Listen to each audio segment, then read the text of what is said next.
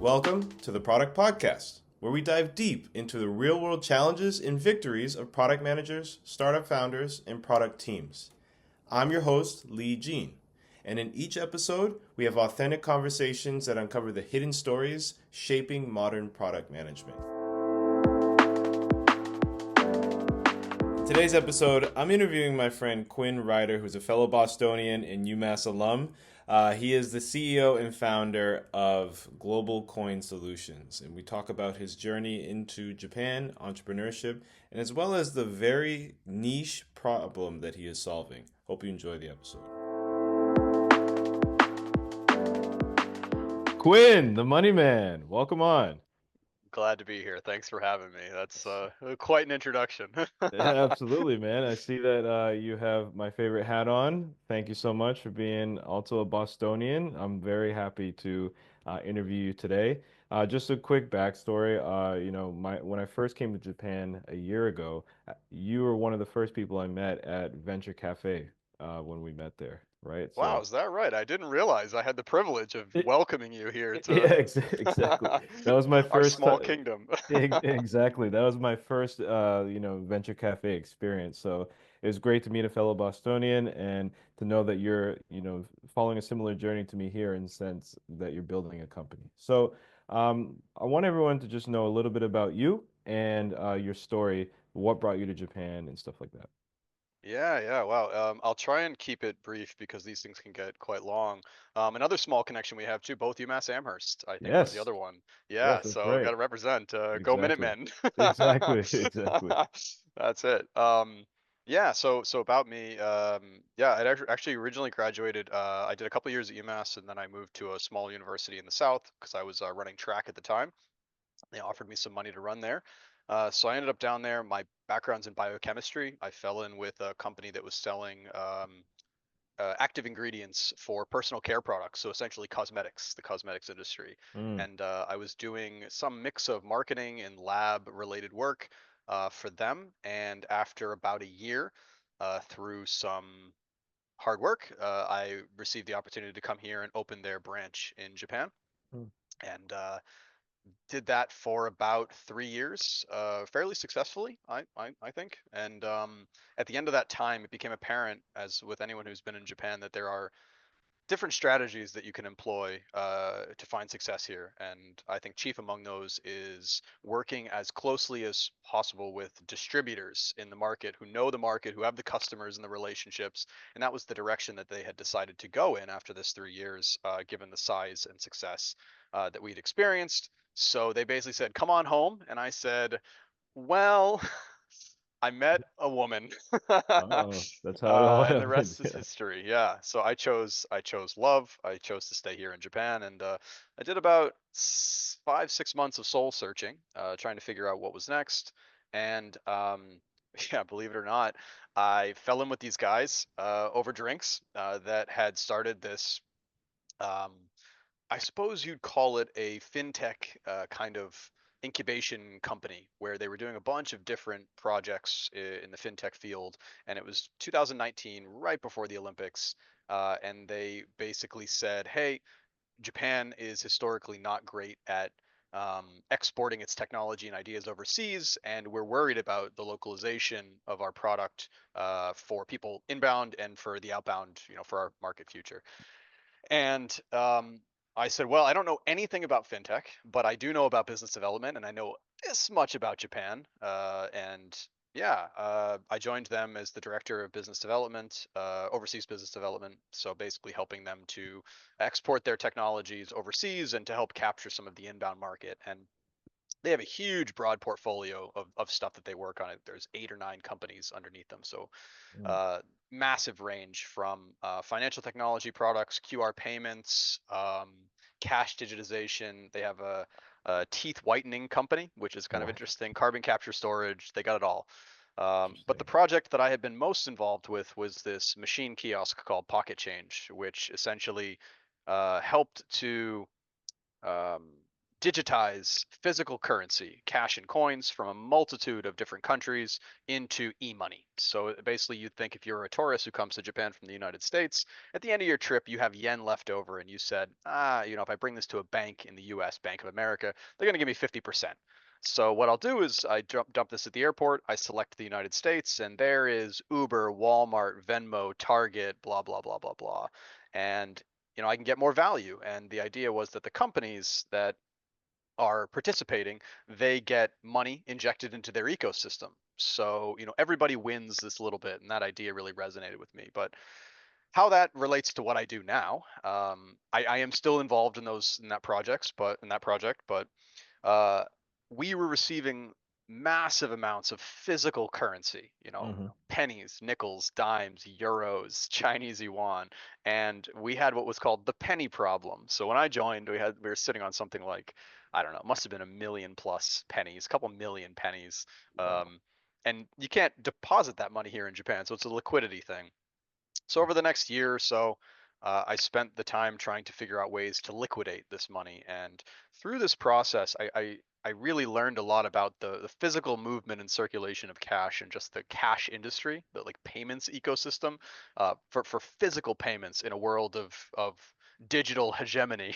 Right. And yeah, what I realized is that this industry has a lot of problems, and I thought that in addition to finding a solution for the company that am working for, that there were other opportunities that existed. And that brought us to why I'm here today, which is GCS, Global Coin Solutions, Japan. So Hmm. essentially, what we do is we exist to fill the void of global financial sustainability and circulation in the physical cash space. But what does that mean? When coins and bills leave their home markets where they've been made, they get stuck. And when they get stuck, there's no path back to the country where they're from. And we'll say, how big of a problem is this? And what I would say is that the U.S. Federal Reserve and the Royal Mint did studies over the last 10 years, and their estimates suggest that between 25% and 65%, which means somewhere between one in every three or two in every $3 ever minted are not actually in the countries that minted them. That means Mm. 60% of the yen that Japan has made is not in Japan. Mm. And 60% of the dollars that the US has made is not in the US. And Hmm. yeah, that's a huge problem. Hmm. So we work with charity organizations, we work with businesses in order to facilitate the return of this money by collecting, processing, repatriating, depositing, and everything in between. Wow. So yeah, super niche, super super interesting, at least to me. Yeah. So I'm ready to get into it. I don't know if you ever saw this movie. It was this movie about like four female like bank robbers or whatever, and then like they were trying to rob the mint, right? And Oh, then like, do you know what the mint actually burns a lot of old money, right? Like mm, I don't know if you knew that, but like, they burn like millions of dollars of old money, and then because they're always creating new money, that's right? right. Yeah, yeah. I didn't So know about the burning, but definitely yeah, they're yeah, they always destroy minting. it. Yes, yes, they Wow. destroy a lot of it. And yeah, that makes sense because if they're currently always making new bills, right? Some of it has to go somewhere, whether it be under someone's bed or like to another country or in Couch the cushion. ground somewhere, right? Exactly, right? Yeah. So, wow, that's really interesting. That's a huge percentage of the money that's gone, It's right? massive, yeah. And people just they don't really think about it because it's pocket change, and they think, how much could it really be worth? And when you think about the global financial ecosystem and how much money is in circulation, it's billions, hundreds of billions of dollars, and Hmm. yeah, we found this really elegant solution for returning it by working with charity organizations through this process called foreign currency fundraising, Mm. which you probably heard of before through organizations like UNICEF, where people donate their foreign currency and then they think, oh, I hope that helps the charity organization, and we're kind of the back end of that whole system. I've seen something like that in airports where people just put any, it doesn't matter where the country's from, it's like they put any currency in there and then it gets donated to charity. So I guess where do you come in that? I wish I could say it was just the guy who gets the check at the end, but no, it's a lot of hard work. Uh, So It depends on the organization and it depends on the specific method of collection. In the case of something like the airport, the airport will have a contract, usually directly with a charity, the organization. So we'll just call them Charity A. And Charity A will say, we want to work with JAL or ANA or Haneda or Narita in order to place a collector for our organization. And typically, through the ESG or social governance that these organizations like the airports have, they don't charge anything. I mean, it's a free process, but they negotiate this and then they place these collectors. In about 50% of our relationships, the money is picked up by the charities and then it's brought to us. And in about 50% of relationships, we'll pick that money up ourselves. So Mm, we have a truck, we have, uh, the ability to go and collect the funds, whether it be here or where our other offices in Canada. And then we bring them back and we do it all. So we actually have to separate the currency.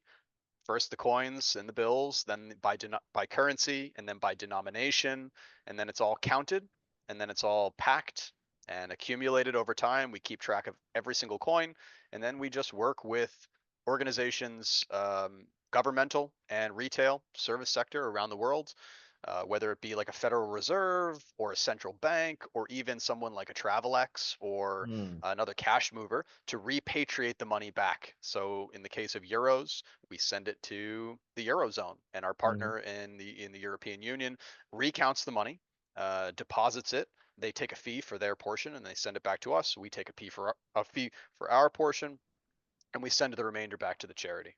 mm. I see. Very, very. It sounds like very operationally intensive, isn't it? It's beyond that. That's Uh, what I would say. Wow. So, how many Yeah. people are on your team at the moment here in Japan? In Japan, there are five and a half of us. Oh, okay. We pull some resource from so we're under the umbrella of the other organization. It's one of our investors. Oh, cool. Nice, nice, nice. So that we have a little bit of additional resource, but yeah, five and a half, four and a half, Wow. all right, that range. Very, very interesting, man. Yeah, Uh, cash is still king, man. Before Japan, I lived in Vietnam and it was a very cash heavy environment there. No coins, so I don't know if you've gotten any bills from Vietnam. we actually get Vietnamese coins. I know they're no longer in circulation, but we still get them. So like, What? Really? it's Wow. rare, it's rarer, but Yeah, yeah, it's that's wild, Vietnamese man. dong. Yeah, it happens. Yeah, exactly. Yeah. I know that Vietnam especially had like anti-money laundering, such strong like conditions. Hmm. Especially with me as a foreigner living there with banking. Oh yeah. I couldn't send money out, but I could get money in. Uh, you have there's like very specific conditions on how you can send money out. So I guess what types of governmental like restrictions or stuff or have you had to navigate in order to make this process happen? Yeah. It's a bit like Schrodinger's regulation. It's Uh, both it's both the simplest and most complicated thing on earth at the same time. So right. it really depends on the country. So some Mm, countries are honestly fairly deregulated, and the majority of the issue that we run into is actually just related to like them looking at us like, what is this, so there is a commodity code, like mhm, an HS code or a tariff code when you ship cash.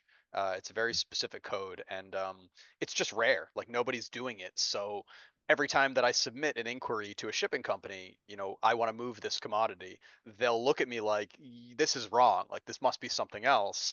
No, mhm. no, this is correct, this is what I want to move. Right. um in certain markets like Taiwan, for example, um, we're up against lack of experience and lack of existing regulations. So we want to bring, so in Japan, for example, and this is a shout out to both Japan and Taiwan, people in Japan who donate, we we see a ton of Taiwan dollars, NTD. It comes Mm, in, and that must mean that people who visit Taiwan are very very generous with their money, mhm, and we want to get the highest value for that money for the charities that we represent. So mm, our goal is to work directly with the Taiwanese government, whether it be the mm, central bank or whether it be a CIT or just a regional bank. But the issue is that Taiwan has a specific limit on how much money can be brought in by a single person. So what I say to them, and I've had these conversations over the last months, years is, well, I'm not trying to carry it myself. It's not for me to use. I'm just trying to bring it back, Mm, on behalf of my company. And they right. just kind of copy paste the same regulation and send it to me and say, well, you can't carry more than 100,000. I said, I don't want to take 100,000. I'm trying Right. to do this thing here. And as a Mm, reference, 100,000 NTD is probably somewhere in the reign of, I don't know, 4,000, 4,200 US dollars. okay. So if I want to hand carry that, which it probably weighs, I don't know, 60 kilos, Oh, um, oh, you wow. know, That's a then I'd lot. have to get a flight and fly there and figure out a banking thing. And then there are other markets like Korea or like Canada where we have relationships directly with the central bank, and they're pumped. They couldn't be Mm, happier because they don't have to mint more money. So in a lot of cases, it's much more sustainable. It's much simpler for them, and it solves somewhat of a complex problem. And because we primarily work with charities, I mean, the risk of money laundering or like KYC in these regulations is like, okay, well, someone has laundered money for a charity organization, like someone mm, laundered pennies for mm, charity. I mean, mm. I Yeah, as much as I wish I was saying that we work in the realm of hundreds of billions of dollars, we're not a massive company. We don't really push the needle super right. far for any of these organizations, but we're trying. Mm, So, we comply with all the KYC and AML regulations that exist in Japan and with the specific markets, but it really is a country to country issue. mm. So you bring up a point about like only dealing with charities at the moment, right? And not dealing with a lot of like issues with money laundering. But how do you see this business scaling in the future? I don't see it any differently than how other cash movers like Brinks or Loomis, or in the case of Japan, Alsoc, Mm, operate, which is if you have a bunch of cash, you have a problem with cash that you own, that you need to either deposit or bring to the bank, you have to facilitate the transfer of that cash through private business. mm, And you have transaction records. So if a business approached me, you ask for all the common KYC documents, a business registration, information related to shareholder breakdown. If there are individual shareholders that own more than 25% of the company, you get information about their residency, you get information hmm about their backgrounds, and then you need information related to the provenance of those funds. So in the case of a private retail organization, like let's say, and we don't work with any here right now, a laundromat or an arcade, you need hmm to have records as to where this money came from. It needs to be hmm traceable and trackable. So it's all completely 100% above board. mm, In the sense that, if I am a business, I make sales, I have to have records of those sales. And right. we would not work with an organization that doesn't keep, Records. Right. extremely thorough records, because again, money needs to be kind of beyond reproach when it hmm comes to this level of reporting. So yeah. Yeah, absolutely. And you know what I'm thinking of immediately when I think about cash is, wealthy individuals, obviously, and especially wealthy individuals who have homes and like businesses in multiple different countries. Maybe they are by the books, right? They have just heaps of cash that need to be moved from one country to the next. Do you ever see potentially working with some of these people in the future, or is it I too mean, complicated? to be honest, not really. It's just not really what we do. Mm, We exist primarily to service like social enterprise. okay. I would say charity is the bread and butter of our business, but occasionally, like in the example of the company that I work for, Pocket Change, you know, every time a user has a transaction on Pocket Change, we have a record of that transaction. I know exactly how much money they put into the kiosk. So at any given Mm, time, when that money needs to be deposited, it's no different than depositing Japanese yen. It's just right. that I'm not depositing it in Japan, I'm depositing it overseas. And there's no prohibition on you accepting a different kind of currency for a transaction in another country. I mean, for example, if you still lived in Vietnam and you ran a business, you could accept US dollars if you wanted to. Uh, You'd still need to report that to the right. government and pay your taxes on your profits in your US dollars as a business would. Right. But that makes sense. Now, what you're suggesting or what you're talking about with an individual, that strikes me more as a like money service business, Mm, which in the case of like the US and Canada and certain countries call it different things. That I think deserves a level of regulatory scrutiny because of what's at stake. Yeah. At least that's just my opinion. Right, right. I hope no one watching this is sitting on a giant pile of cash thinking, "Ah, Exactly. I gotta hit how up dare this Quinn. guy." Yeah, exactly.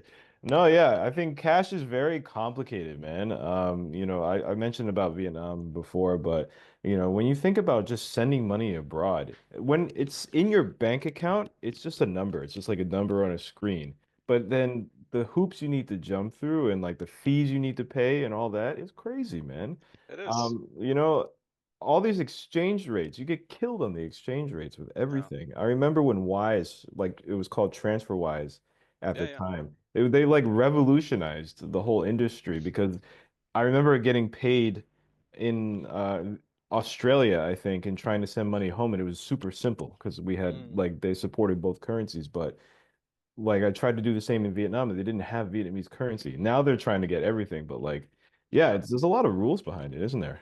Yeah, it's crazy, and I think that a lot of that scrutiny, especially in Japan, comes around like P2P. So like if Mm, I'm sending from person to person as opposed to business, because again, businesses need to register. There's just a significantly higher reporting threshold for businesses because they need to file business related taxes. They need to hmm. file business registrations. They need to keep inscrutable financial records. So I think Right. a lot of people tend to get upset, myself included, about the hurdles that we need to sometimes jump through as individuals. If I separate myself from the business, Hmm. because I'm a U.S.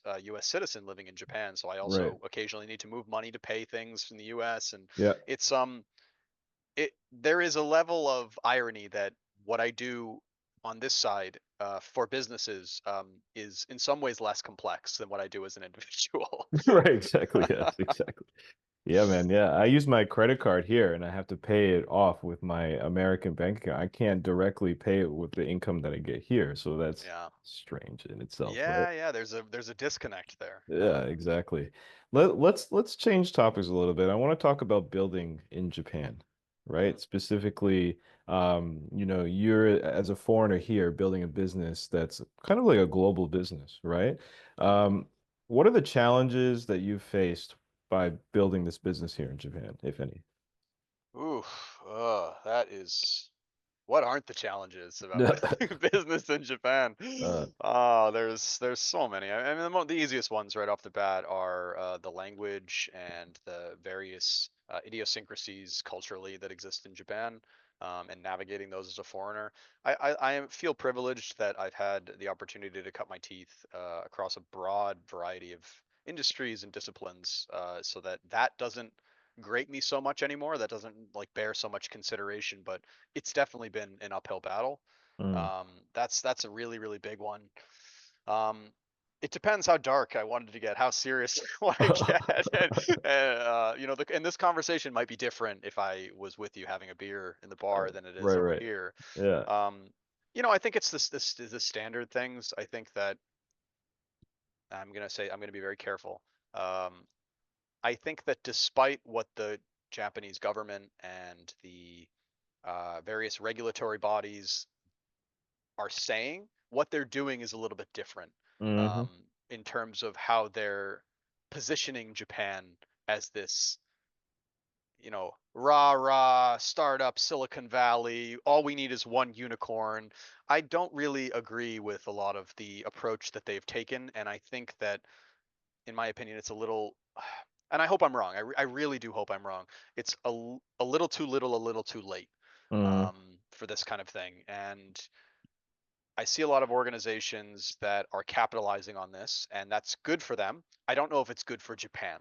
I go to a lot of these events, and I guess my feeling, and maybe this is me with a bit of a chip on my shoulder, if I'm totally transparent, you know, they'll talk about big data and AI and OCR translate and all this cutting edge, but then when you ask them, so what do you do? And well, we synergize the efficiency. It's like, okay, but what product do you have? Well, if in 5 years, in 10 years, if we keep doing this after we secure our C series, and it's like, on the other hand, I meet tons of businesses that are in more traditional fields or are, contribute more. They hire local Japanese. They produce revenue, they have profit, they, are successful, but they are not highlighted for those reasons. And I find Mhm. that focus to be a bit of a misjudgment, Mhm. from the people who should be promoting these types of activities. And then just between you and I and the rest of Mhm. the audience, as Mhm. foreigners in Japan, I find there to be an irony that there is such a precedence paid to attracting foreign talent as opposed to focusing, highlighting, and spotlighting the foreign talent that exists here in Japan. And Interesting. that one is probably my number one thing. I mean, there are people who want to be here. Mhm. Like, we have chosen Japan. It's not I didn't you didn't have to try and attract me here. I decided to be here of my own volition, and Mhm. I really want to be successful here in Japan, and I want to give back to a country that I feel has given me so much. Mhm. And I wish that Japan felt the same way about me sometimes. And I Oh. wonder, if I can turn the mic back to you. Do you feel similarly, or? Oh yeah, I mean, to an extent. I mean, I'm very fresh here. I just got here like last year, for example. But I do see that with some of the visas that they have here, for example, the business manager visa, it's super expensive, man. It's like 5 million yen investment you have to do, right? And then the startup visa, you have all these hoops you need to jump through. Some of the programs that they have in place. For example, in Yokohama, they have the Yokohama Tech Hub, right? I was trying to host an event there one time. I'm a startup founder in this startup community, trying to bring startup communities together. And one of the things they said was there needs to be mutual benefit between the startups and the corporations in order for me to have an event there. And I'm like, what's the purpose of that? I thought this is a startup focused, space, Mm, right? So I get what you're saying with regards to that. I want to know from you, like, I guess more about your experience as well with regards to, I don't know, being treated maybe differently between those people who are being attracted here and mm. yourself. Yeah. Yeah, I wouldn't want to throw anyone under the bus, but going back to what you said about visas, I was on a business manager's visa prior Hmm. to this, so I actually went through the investment visa, and it's a nightmare. It's an Yeah. absolute nightmare, and I know people on it now, and there are a few spring to mind immediately. I won't call them out, but I maybe you've run across them. They're very vocal about the challenges of Hmm. having that visa, and I understand. I really do understand Japan's position, Hmm. and why there are these. I won't call them roadblocks, but why there are these hurdles that exist that people need to address before coming to the market. But at the same time, I think it's a bit hypocritical or maybe ironic that at the same moment that Japan's saying we need to innovate, we need to attract new talent, we need to do this, to then throw up all these hurdles and say, why isn't no one coming to Japan? Why, Yes. why does no one want to start a company here? I don't Yes. understand. Yes. Yes. This food is so good, it's so clean in Japan. That's Okay, but what about the visa? What right. about the taxes? What about the incentives and support for legal services, Right. for companies? I mean, it's just I I try not to get frustrated, but it's hard to separate yourself from that when your success is contingent upon these types of supports. My main thing is like when you get the business manager visa or whatever, like you have to get a place to work from. Like you have to have a physical location. Whereas nowadays, everything can be online, Yep. right? And it cannot be your house, for example. It can't be your house is your physical location. It has to be like some sort of like co-working Office space or or yeah. office, right? Yep. So I don't understand. Like startup founders usually work from either co-working spaces, cafes, or their homes. Mm, That's not very startup friendly, and I no. think there needs to be some changes in that sense. Yeah. Yeah, and the only thing I'll add to this whole thing, and you and I just touched base very recently at an event here, startup event, and Hmm. I was speaking with someone else, and I was having a similar line of conversation because all foreigners when they get together, this is how Hmm. that we gravitate towards. And he said to me, wow, it sounds like you really don't like Japan or you find it to be very challenging. I said, it's the complete opposite. So for the Hmm. one JetRo employee or the TMG employee who found his way to the podcast, let me assure you, I don't say these things because I feel some level of disdain or I feel some level of dislike or anything. I love Japan, and I Hmm. say these things because I want to improve it. And I really want to be there as someone who is a primary source for many of these struggles to provide, a sounding board, more or less, Right. as to why people are struggling and the reality that many of us live in. Right, absolutely. And I think there is such a focus on tech businesses here. And there's businesses like yours, for example, that are actually solving real problems that are operationally intensive, that are offline for the most part, that are addressing needs that this declining population, this aging population, really needs, right? Why is there not a focus of helping entrepreneurs set up, I don't know, restaurants or other things that provide value to this market as well? Physical businesses, kind of like those boring businesses, right? Those everyday Yeah, yeah. businesses that, we can still provide value with, bring innovations into, right? Mm, There's yeah. business models, for example, that don't exist here that exist in America that could potentially make things a lot easier for people. So why is there not a focus on physical businesses, do you think? Yeah. That's one of those ironies because and I'm not an economist and I do not have anything open on my screen right now Hmm. except your smiling face. Yeah. But as far as I'm aware, SMEs play a major part in the Japanese economy. Like I think significantly disproportionate to most other developed economies. Hmm. So I find it kind of interesting because those businesses tend to also make an economy more resilient than Hmm. very, very large businesses that are susceptible to innovative change makers or susceptible to disruption. I mean, Hmm. SMEs, it's like, 10 go down, 20 take their place. Right. So I'm not really sure. I think Japan is a um is a reactive, not a proactive place, and they just react very slowly. And Hmm. I think this whole craze about, one of the presenters, and I cannot remember his name, from last week's event that you and I attended. He Hmm. said all Japan needs is one decacorn.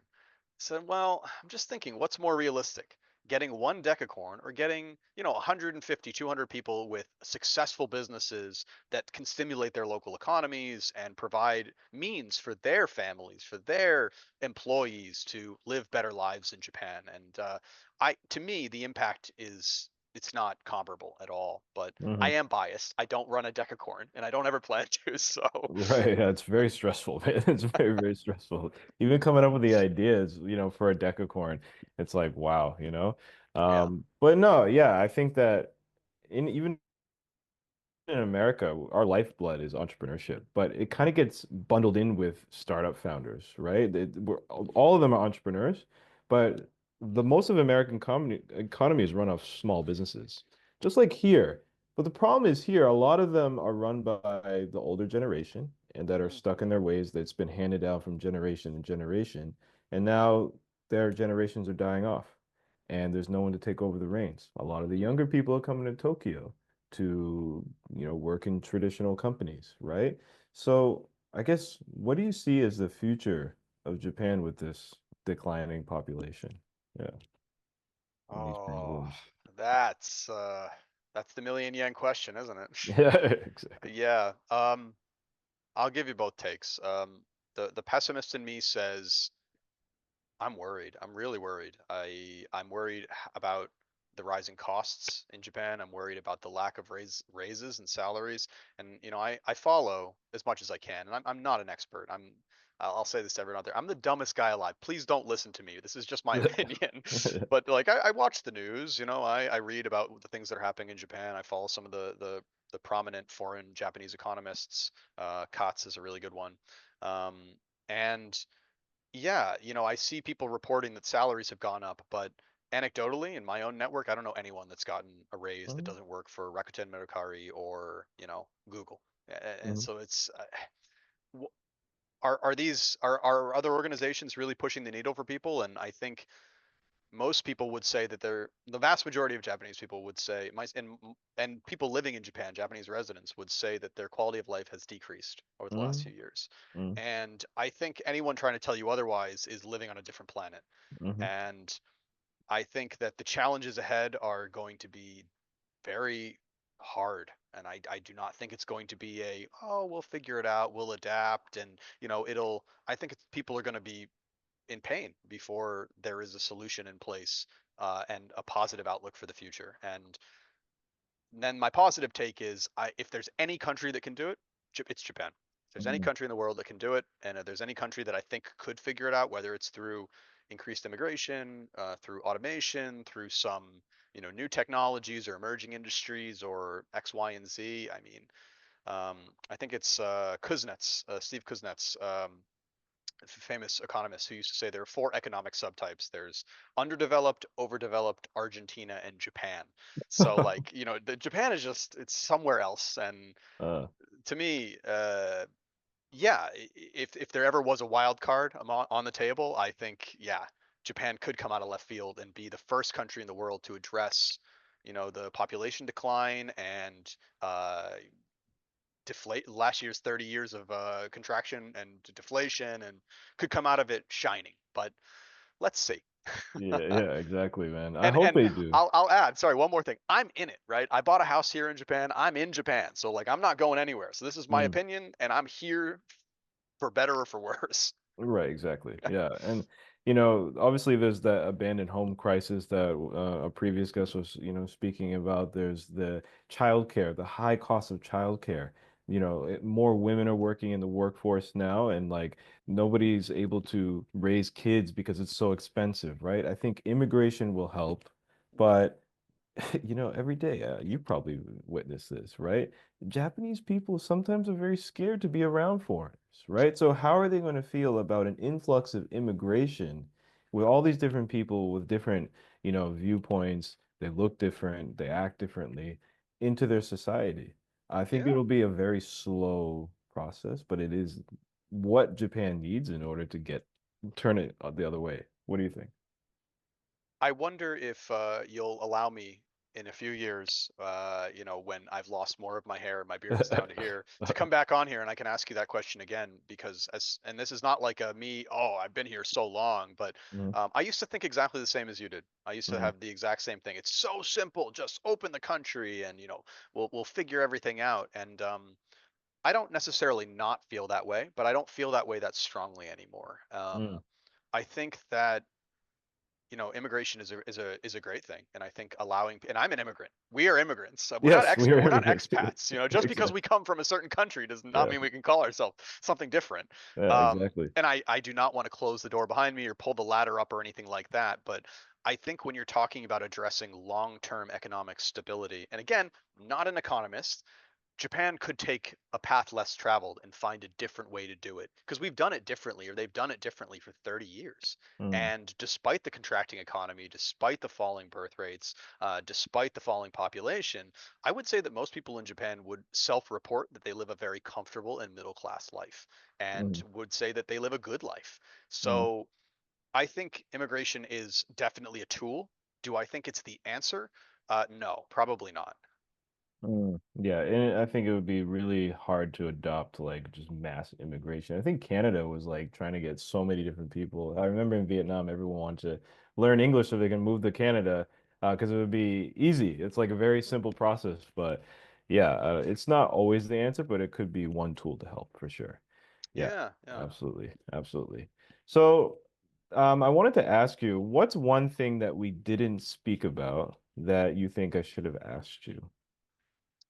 About my business, or about Japan and just the Anything, larger kind of anything, anything. cultural conversation? That's a great question. It's funny, when given the option to talk about anything, you almost want to gravitate towards nothing. I, well, I'll do two. One, some shameless self-promotion. Foreign currency fundraising is like a no-brainer to me. And despite having a huge vested interest in it, I just don't understand how anyone could possibly look at it as a net negative. So for anyone this touches, and any organization that you care about, or any cause that you care about, that fundraises or is looking for revenue, which is pretty much every social cause that I've ever been associated with. Foreign currency fundraising is the easiest thing in the world. You literally just collect foreign currency and you get paid for it, and you can support all the great stuff that you do. So that's my my self promotion, and that applies to businesses too. If you work at a giant company and you want to poll your employees and find out what causes they care about, we can partner you with an organization that would love if you collected foreign currency for them. So if you're a McKinsey and you have employees going all over the world to Vietnam and blah blah blah blah blah, and they come back and they all say, "What do I do with all this monopoly money?" Put it in the bin that's in the lobby, and we will donate that on behalf of your organization, and you can give back. And it's sustainable and it's good for everybody. So Hmm. that's one.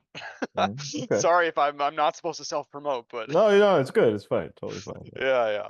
That's one. On another level, for any potential people in a situation similar to ours, who are feeling challenged in Japan as a foreigner and maybe in careers that feel a bit stifling or limiting, whether it be English teaching or recruiting or I don't know, modeling or whatever.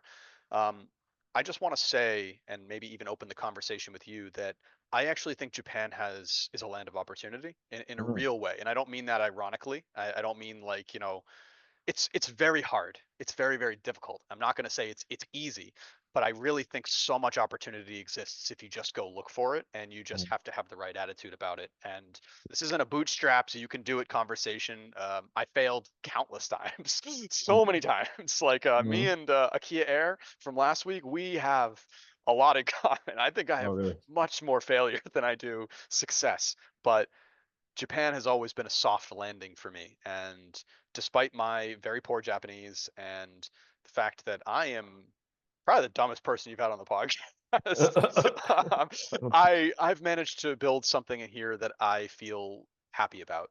Mm. And yeah, I'm curious. Do you feel the same, having been here a year? Coming from the States and coming from Vietnam, that Japan is a place where people can find success. Oh, 100%, man. Like you said, it's all about how you put yourself out there. I'll just tell you really quickly. I actually thought I might have to get a job. Obviously, we were looking for, a bunch of houses, and when you come here, everyone watching this, do not come to Japan without a job or some money behind you because you will not get it. We got rejected from 4 places before we finally got this one. But anyways, um, no, I got a job temporarily, and I was, I what's it called? Went through the whole interview process, the onboarding thing, and I was like, they wanted me to do 10 hours pretty much of Mm, unpaid training to do an English teaching job. Whereas I have 8 years of experience English teaching. And I was like, you know what? I'm not going to do this. I don't have time for this. I'm not going to be patronized to be brainwashed to do a certain thing a certain way. So I was like, I'm sorry, but this isn't for me. And I pulled myself out of it. And then from there, I've just been doing my own thing. I've, been coaching on my own, and I've held workshops. I do community events. I've been trying to build a startup in a startup accelerator, Antler. So there are ways of doing it, and people should really think about how to, take their skills that they're doing for whatever company it is, and then teach other people how to do that, or seek out customers on their own. Because what is a company? A company is made up of people, right? Without those people, there's no company, right? Every skill that we have, we can do on our own. It's just how ambitious are you? yeah. And if you feel that you're in an English teaching position, which a lot of foreigners come here, especially from the US, are, right? Like it's up to you to decide if you want to keep doing that for the rest of your life, right? Um, and for who, you know? I think English teaching, all you need is a laptop, Zoom Pro, and that's it. And you can really teach anywhere, and for anyone. I still teach students in Vietnam. I have had Japanese students as well. Wow. So, Yeah. yeah, I mean, why not? And yeah, I think that you bring up a really good point, man. Like it's opportunities out there as long as you increase your luck surface area. Go to Yeah. networking events, right? Hop on people's podcasts, publish, content, get your personal brand out there. It's super, super important. Yeah. Yeah. I And for anyone listening, my door is always open. I've gone through the stages of what I'll call Gaijin resentment, which is when you get here and you're like, I'll be friends with everyone, and then it's like I hate other guys. You're like, why would I even want to talk to anyone? It's like my door is always open, and I love hearing about interesting, quirky projects that people are working on, and I I won't say I waste. I spend a lot of my time going to events that they don't have anything to do with my business, but I just, yeah, I don't know. I think they're interesting. And Yeah. I think that in order to understand where Japan is going, you really do need to be involved in these spaces. And Hmm. yeah, I mean, I was blessed in that I was able to meet with you last time Hmm. and we were connecting and I can do this great podcast. And Yeah. yeah, so for anyone watching, it's very possible. I promise you it's doable. And there's this old guy that I work with occasionally. He's in the coin space and he says if you can't make money in Japan, you can't make money anywhere. And Right. at first I laughed and I was like, it's ridiculous. Like it's hard, but he's kind of right. He's kind of got a point, I think. Hmm. And I Hmm. think that despite despite all the economic hardship and despite all the difficult things that we talked about, I think that this upheaval and change creates opportunity. Hmm. And I've always used the metaphor of like, or the analogy of like, you're like a boat, uh, and sometimes your personal funds and your situation, your network is that defines the size of your boat. But the sea is everything that happens around you. Hmm. And in Japan, there are definitely waves. They might be Yeah. bad waves, but bad waves can still take you places. Yes. And, That's true. some people are on a dinghy, some people are on a battleship, but everybody's got an oar or a motor. So just start paddling somewhere and see what sticks. That's right. That's right, man. Yeah. I mean, you just got to put yourself out there and yeah, just take life as it comes to you, man. There's opportunities everywhere. We just got to open up our minds and our eyes a bit. Cool, man. Yeah, absolutely. Really great discussion. I have a closing tradition on this podcast where the last guest left a question for you, and then you'll leave one Oh, for the next guest. So, okay. are you ready Hit for this me. question? All Yeah, right, hit me. What cool. do we All right. got? So this actually ties in directly with what we were talking about today. So if there was one thing that you think the Japanese startup ecosystem needs to do to change to make it more better or more sustainable to achieve the goals that the Japanese government has for their 5-year plan, what would that be, and how would you go about implementing that? So their 5-year plan is to like create, like Yeah. 100 decacorns or whatever, or unicorns in this Uh, amount of time. does it have to be unicorns? Because like I think that there are simpler steps that they can take to um, find success and push things in the right direction and start a really interesting conversation. Mm, So and I'm biased. I don't know if this is the best thing, but it's my personal opinion, and I'll just tell you a very quick story. hmm. My business is very physical. It's very blue collar for the most part. We do a lot of physical lifting. I mean, we're shipping out tens of thousands of kilograms of currency. So like, Mm, of course it's operationally intensive and but it's difficult work. So it's hiring for, or my organization was hiring for a warehouse position. And I put a an ad online just to see what came back, not with a recruiting company or anything. And the wage was good. It was solid, for Japan, a couple million yen. hmm. Um, and basically, it was I don't care what language you speak. I just want someone who works hard and someone who feels comfortable doing a job that requires a little bit of thinking and some physicality to it. But there's opportunity to grow, and I posted that job on, I don't know, maybe on a Friday afternoon, and by Monday I had 150 resumes. Oh And wow. this is in a market where anyone will tell you hiring in Japan is it's so difficult, it's so hard, it's impossible. Because the population's going down, it's so competitive.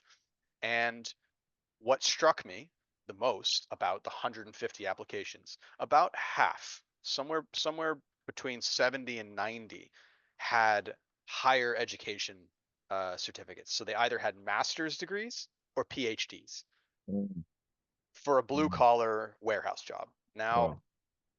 most of them didn't speak Japanese, but what that tells me is there is not there is not a drought of qualified labor in Japan. There is Mm, not.